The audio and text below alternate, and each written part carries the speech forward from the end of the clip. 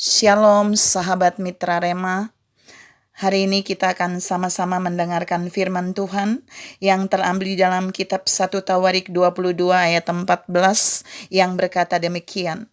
Sesungguhnya sekalipun dalam kesusahan, aku telah menyediakan untuk rumah Tuhan itu 100.000 talenta emas, 1.000.000 talenta perak, dan sangat banyak tembaga dan besi, sehingga beratnya tidak tertimbang. Juga aku telah menyediakan kayu dan batu, tetapi baiklah engkau menambahnya lagi. Demikianlah firman Tuhan, dan firman ini akan sama-sama saudara dan saya renungkan di hari ini, yang saya beri judul Donatur Bait Allah. Saudara yang saya kasihi dalam Tuhan Yesus Kristus, ayat yang tadi saya baca menunjukkan bahwa ada dialog antara Raja Daud dengan anaknya Salomo sebelum Salomo membangun bait Allah yang dirindukan oleh Daud. Dan kalau saudara baca di ayat sebelumnya, aslinya Daud yang mau membangun bait Allah. Tetapi kemudian Allah berfirman bahwa Daud tidak akan membangun itu karena tangan Daud pernah membunuh, dan Allah katakan yang akan membangun itu adalah anaknya, yaitu Salomo. Dan kita mau lihat saudara, waktu Allah menempatkan Salomo, menentukan Salomo yang akan membangun bait Allah, maka ada reaksi yang Daud berikan di dalam ayat yang tadi saya baca. Ada respon yang luar biasa yang Daud berikan di dalam 1 Tawarik 22 ayat 14. Ini paling dahsyat, dan ini yang berhubungan dengan donatur bait Allah. Yang pertama, kita mau lihat yang pertama, ternyata donatur bait Allah itu adalah Daud sendiri. Jadi ketika Daud punya kerinduan membangun bait Allah, Daud tidak mencari donatur yang lain terlebih dahulu. Daud tidak membuka iklan untuk menemukan orang yang mau menjadi donatur. Daud tidak muat di warta kalau mau ada pembangunan rumah Tuhan. Tapi Daud sendiri mengambil tindakan untuk menjadi donatur perdana. Jadi yang pertama, Daud menjadi donatur perdana pembangunan bait Allah yang dia rindukan sendiri. Yang kedua, kita lihat di 1 Tawarik ayat 22, 1 Tawarik 22 ayat 14, bagian kalimat terakhir Daud bilang gini kepada Salomo, tetapi baiklah engkau menambahnya lagi. Jadi setelah Daud menyebutkan donasinya untuk pembangunan bait Allah, Daud bilang kepada Salomo, kamu juga ada baiknya, kamu juga menambah lagi. Jadi poin 2, Daud menentukan Salomo harus menjadi donatur yang kedua setelah ayahnya Daud. Daud cari donatur bukan dari luar saudara, tapi dari orang dalam keluarganya, dari putranya sendiri Salomo, karena Allah sudah menempatkan Salomo untuk membangun bait Allah. Saudara tahu dari 2 poin ini menunjukkan begini, kalau seseorang punya kerinduan membangun rumah Tuhan, orang itu harus jadi donatur seperti Daud. Dan kalau yang kedua, kalau seseorang dipercaya Tuhan untuk membangun bait Allah, maka orang itu juga harus menjadi donatur. Bukankah Salomo dipercaya oleh Allah untuk membangun bait Allah? Dan Daud mengatakan, ada baiknya kamu juga harus menambahnya. Ada baiknya kamu juga harus menjadi donatur. Mari selidiki. Saudara punya kerinduan membangun bait Allah?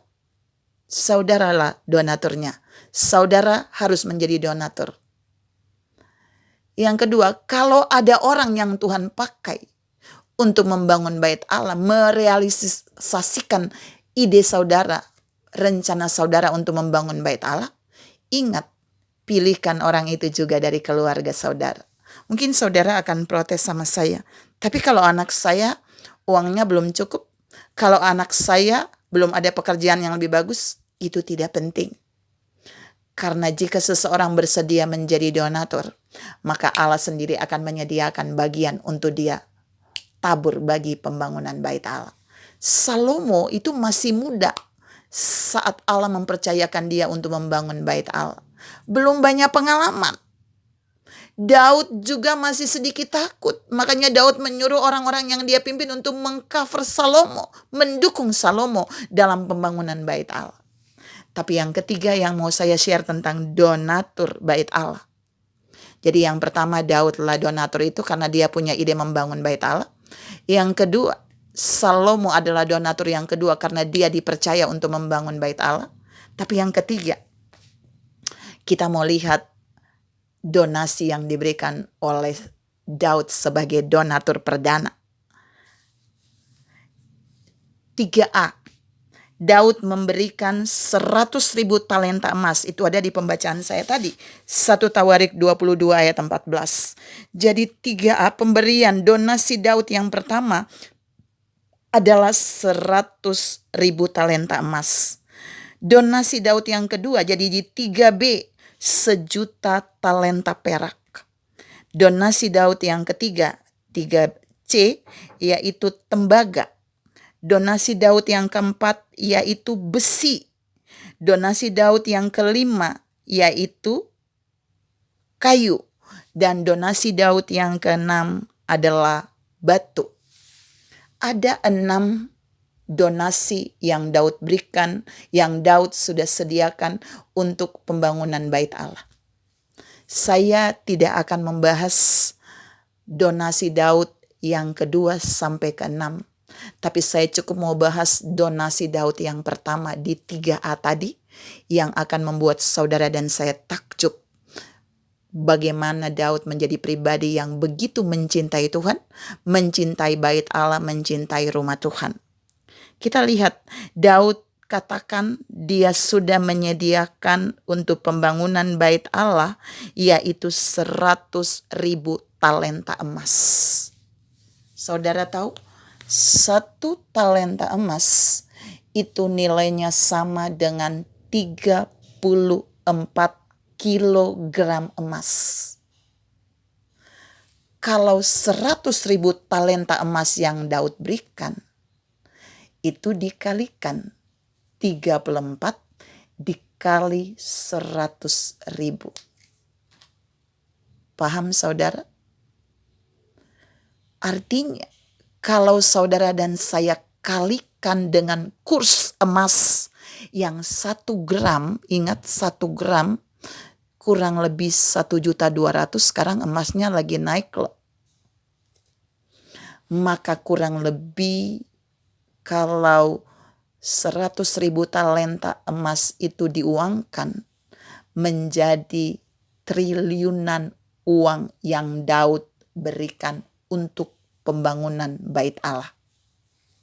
Saudara yang saya kasihi dalam Tuhan Yesus Kristus, jika Daud tidak memberikan dalam bentuk uang, tapi di dalam bentuk emas, 100.000 talenta emas itu dikalikan 34 kilo, itu berapa banyak emas yang Daud berikan untuk pembangunan bait Allah. Saudara yang saya kasihi dalam Tuhan Yesus Kristus, apakah itu membuat Daud menjadi orang yang sombong kepada Allah? No. Sekalipun Daud punya harta yang berlimpah, sekalipun Daud memiliki kekayaan yang luar biasa, dan Daud menyumbangkan itu, mendonasi itu ke bait Allah, tapi Daud tetap punya kerendahan hati. Daud pernah bilang di Mazmur 62, nanti saudara baca ya. Dia bilang, hatiku haus akan Tuhan, jiwaku merindukan Tuhan, seperti rusa yang merindukan air. Bahkan di dalam Mazmur 119 ada ayat yang Daud bilang gini kepada Tuhan, jangan ambil rohmu daripadaku. Daud mencintai Tuhan lebih daripada mencintai hartanya. Makanya dia memberikan harta ini, kekayaan ini cukup banyak untuk rumah Tuhan. Kenapa? Ada satu ayat yang menunjukkan betapa Daud mengasihi Tuhan. dengan pemberian ini. Matius 6 ayat 21 di sana berkata, di mana hartamu berada, di situ hatimu berada. Jadi Daud memberikannya untuk Tuhan karena hatinya untuk Tuhan. Itu cukup banyak, saudara. Baru poin 1 donasi Daud aja saudara dan saya udah teler hitung. Triliunan. Bagaimana dengan saudara dan saya? Apakah kita mencintai Tuhan? Apakah hati kita benar-benar mencintai Tuhan?